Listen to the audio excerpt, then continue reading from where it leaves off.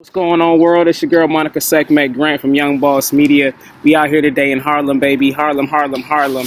And shout out to Dr. Walter. Shout out to Know Thyself podcast. Now, how to stay safe and stay sane in these times right now. Real talk, you got to find your community. You got to find your tribe. You got to find the people that love you. You know what I mean? And it might not always be the ones that you're living with, the ones that you've been kicking it with beforehand. Like, listen, times have changed. Times are different. You know what I mean? And so what we want to do is like really tap into who we are. You know, you've been faking. You've been walking into that job. You've been faking. You've been faking to get a paycheck. You ain't got to fake no more.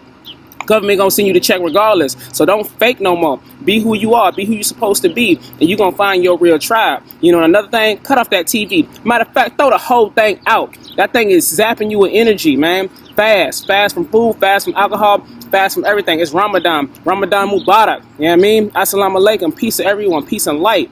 You know, stay away from negative energies. Negative beings. You know who these folks are. But anyway, that's my time. Monica Sekhmet Grant, Young Boss Media in the house. Love y'all. Thank y'all for watching. Shout out to Dr. Walter. Peace.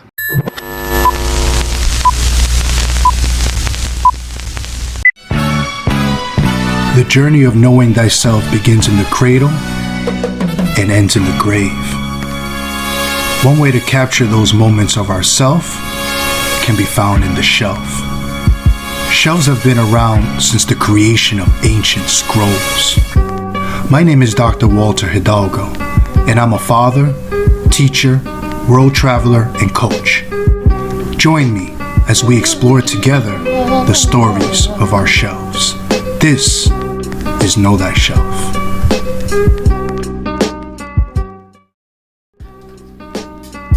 Peace, peace, peace, beautiful family. This is Dr. Walter, and this is episode numero 18 of the Know Thyself podcast. I am so grateful that you are here to join me today. From wherever you are on God's green earth, I humbly say thank you so much. The Know Thyself podcast basically utilizes the metaphor of the shelf to extrapolate the self.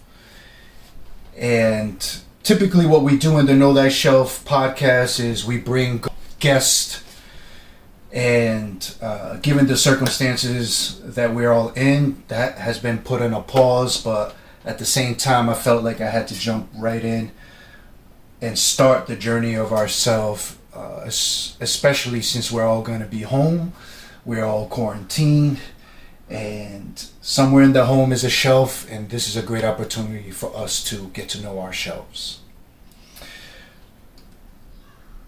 I typically give shout outs at this time, but I can't do that right now because I want to give a rest in peace to my brother, Fred the Godson. He passed away really young age, mid-30s, too young. So, my condolences to his family. This picture is right here. I met him at Hostos at Mama's Hip Hop Kitchen. Shout out to La Terre. You should definitely check that out. It's an all-women showcase at Hostos Community College in the Bronx. Shout out to the Bronx. But Fred told me not to ever share this until it was time, so I feel like it's time to share this with y'all. But Fred helped me in so many ways kind of get this research going. I went to school for sociotheology, and one of my biggest research was on the spirituality of hip-hop. That eventually became a little bit more toward my postgraduate work. But one of the things that I was trying to do was measuring to see, by looking at EEG scans, looking at how MCs exhibit the same euphoric feeling as someone that is experiencing, for example, what the Pentecost called speaking in tongues, or what Buddhist monks refer to as a state of nirvana.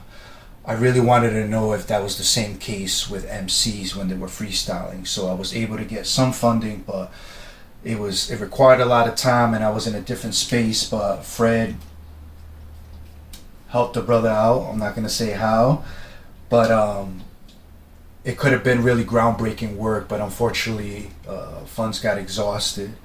But so we needed more journal article writing and support from a lot of different disciplines. But shout out to Fred, and hip hop misses you.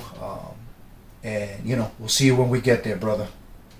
So I want to jump into a couple of things that are coming from other people's shelves. Again, I've been trying to provide y'all with little things that you can do while being quarantined at home or whenever, right? But given the circumstances, again, that we are in, I want to highlight creativity again. Once again, if you haven't seen our episode entitled Create, you can see a lot of more creativity that's coming from parents that are now having to homeschool their kids at home.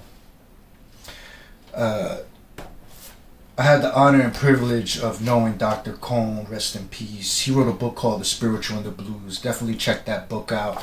Definitely should be in your shelf. And the reason I'm bringing up this brother and that book is because during a really dark time in this country's history, people were enslaved. Our black brothers and sisters coming from the motherland were forced into slavitude, and it was a horrible thing. But the blues was something that elevated our black brothers and sisters, our people, our existence, and it's amazing how a genre eventually evolved into things like jazz and even hip hop.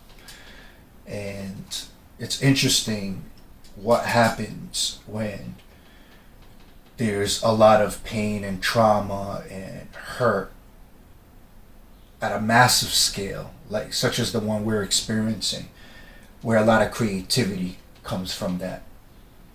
So I thought there was this picture that I want to show y'all. It's really dope.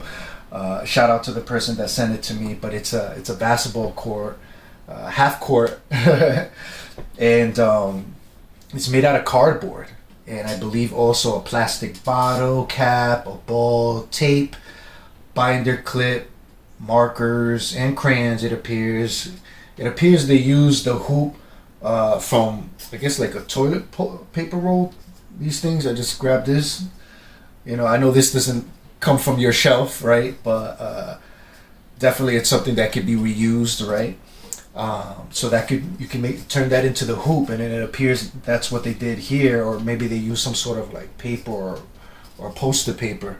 But I think that's really dope and creative, something that really allows our young people to be engaged and be creative if they make it themselves, especially. For the more adult side, I wanted to show this image right here that was sent to me from a colleague, which I thought was really dope. I've been in a lot of Zoom meetings, as I'm sure you all have been as well. Whether it's with family or professionally or whatever, Zoom, I even hear it's really blowing up. Hop on that stock if you can. But I like how they use the sticky notes to go around the laptop, and if you are the person that's organizing or facilitating the Zoom, it's a great way for you not to look down, as you're presenting or speaking to people in a Zoom setting. So, once you're done, you can, take each tape off as you go, but it allows you to have that eye contact with people in the video, not like, as opposed to looking down as if you're reading.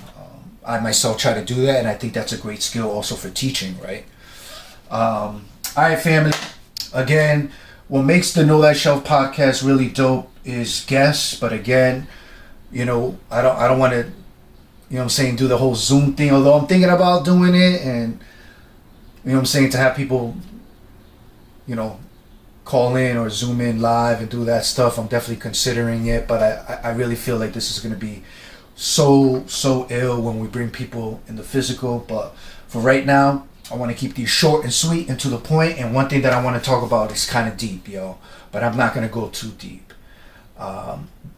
Keep it short and sweet, as they say. Keep it simple, silly. Kiss. Keep it simple, silly. And I'll do that. And one thing that I want to bring out of my shelf really is this image right here that I want to pop up. It's called a genogram. When I was studying to get my doctorate, I had to, a big part of my degree was theological. So I'm more of a theologian. It's a combination of sociology and theology. But I'm very much theologically rooted, I feel. Well, we all are. That's a whole other conversation. But at the end of the day, a lot of what I studied was theology, and part of what I had to do was take a ministry course. So I took a survey. I kind of sat in, not necessarily did all the work. I participated and took notes, but it was for people that were studying to become pastors and ministers, or laity, people who they don't wear the collar or reverence, but they do the work. That's what I am. I gotta remind people, I ain't no priest, yo. They'll be calling me Father Walter, yo. I've replaced it with the DR. You can call me the DR, but even that, you don't gotta do that.